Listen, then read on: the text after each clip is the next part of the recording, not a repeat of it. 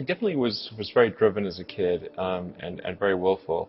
Um, One of the things that I remember most from my childhood is I was I think 6 or something, maybe around that age. I was just learning to read, basically, and I was grounded one afternoon and prevented from going to play with my cousins who lived on the other side of town.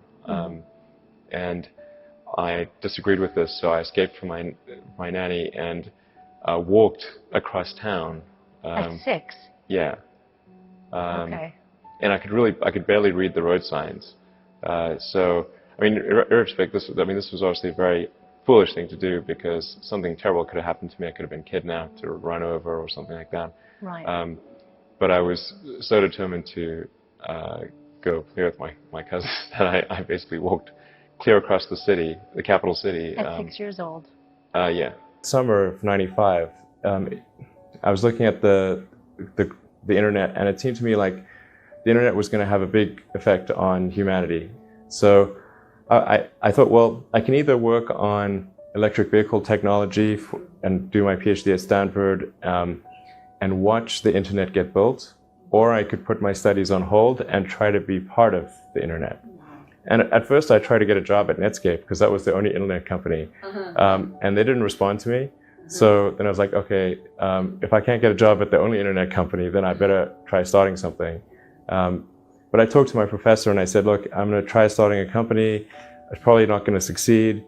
And if it doesn't succeed, can I come back? And he said, sure, no problem. And so I put my studies on hold and started the company. Certainly have lost many battles. So far I've not lost a war, but I've certainly lost many battles. How many battles? Oh, yeah, more than I can count, probably. I mean, we had many, at Tesla we came many times close to bankruptcy. In fact, at the end of 2008, we were only a few days from bankruptcy. Literally 2 days, or 3 days maybe.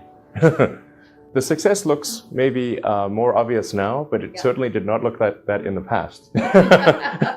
What kind of characteristics does an entrepreneur need or have to be someone like you, to do what you're doing? Well, I think certainly you need to be very driven and have a high pain threshold. I mean, it's really hard starting a company. I mean, you have to basically be prepared to work constantly.